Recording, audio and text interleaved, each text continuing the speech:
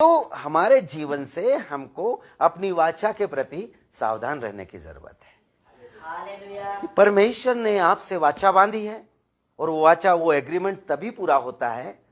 Agreement जब आप किसी चीज को करते हैं तो दोनों अपने एग्रीमेंट पर अटल रहते हैं। अगर आप में से एक अपने एग्रीमेंट को तोड़ देगा तो वो एग्रीमेंट कैंसिल हो जाता है।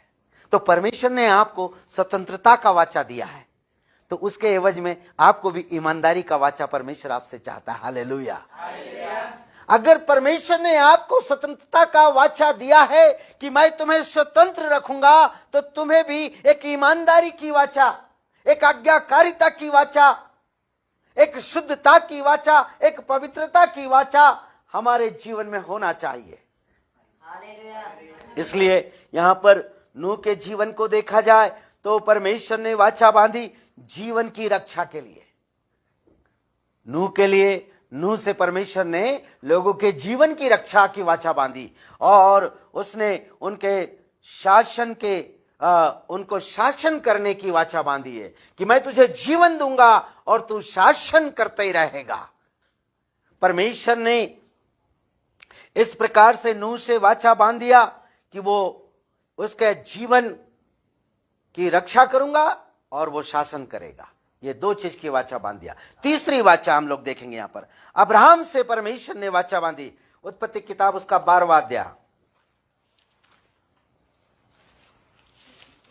समझे जरा इसको, 1 से 3 पद तक पढ़े। यहोवा ने अब्राहम से कहा, यहोवा ने अब्राहम से कहा, अपने देश और अपने कुटुंबियों और अपने देश और अपने कुटुंबियों और अपने पिता के घर को छोड़कर और अपने पिता के घर को छोड़कर उस देश में चला जा, उस देश में चला जा जो मैं तुझे दिखाऊंगा, जो मैं तुझे दिखाऊंगा, और मैं तुझसे एक बड़ी जाति बनाऊंगा, और एक मैं तुझसे बड़ी जाति बनाऊंगा, और तुझे आशीष दूंगा, मैं तुझे आशीष दूंगा, और तेरा नाम महान करूंगा, मैं तेरे नाम को महान करूंगा, और तू आशीष का मूल होगा, और तू आशीष का मूल होगा।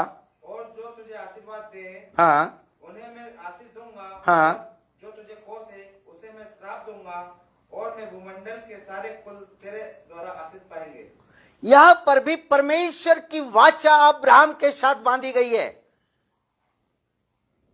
देखिए, एक सबसे बड़ी बात है, यहां पर वाचा बांधी किस बात के लिए? परमेश्वर ने यहां पर अब्राहम से वाचा बांधी है आशीष की। काय की वाचा बांधी?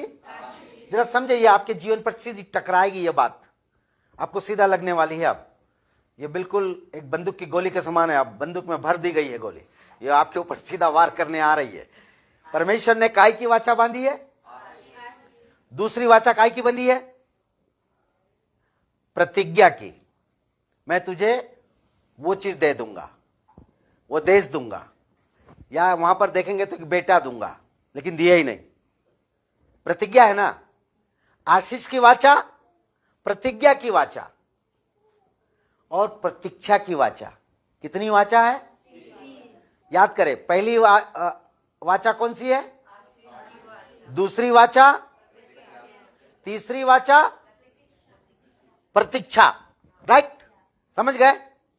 तो परमेश्वर ने कहा कि तुम मुझे मानो, मेरी आराधना करो, मेरी उपासना करो, मैं तुम्हें आशीष दूंगा। परमेश्वर के पास आने वालों को क्या मिलता है? आशीष, क्योंकि उसने वाचा बांधी है। और फिर दूसरी प्रतिज्ञा। कैसे प्रतिज्ञा? कि मैं तुझे चंगा कर दूंगा, है ना, मैं तुझे धनी बना दूंगा, मैं तुझे बुद्धिमान बना दूंगा, मैं तेरी शादी करवा दूंगा, मैं तुझे बच्चे दूंगा। परमेश्वर बच्चे देता है, हालेलुया, मनुष्य के द्वारा नहीं मिलते। शादी भी बाइबल वचन कहता है कि ये जोड़ा है आकाश में बनता है, अपनी मर्जी से नहीं बनते। हालेलुया। तो यानी कि परमेश्वर कहता मैं तुझे आशीष दूंगा, परमेश्वर कहता मैं तेरी शादी करवा दूंगा, परमेश्वर कहता मैं तुझे बच्चे दूंगा, परमेश्वर कहता मैं तुझे धन दौलत दे दूंगा। और तीसरी बात, किस बात की वाचा बांधी है? प्रतीक्षा। प्रतीक्षा का मतलब कोई जरा बताए मुझे, क्या होता है? हिंदी और सरल करे। वेट करना, इंतजार, है ना। तो आपको परमेश्वर ने आशीष देने के लिए बोला, आपको परमेश्वर ने अपने काम को करने का वादा किया है, लेकिन धैर्य रखने का भी आपके साथ प्रतिज्ञा बांधी है। क्या रखें आप लोग? लेकिन धैर्य नहीं रख पाते हम लोग। तो आपको आशीष मिला, आपको प्रतिज्ञा मिली है, आपको प्रतीक्षा भी करना चाहिए।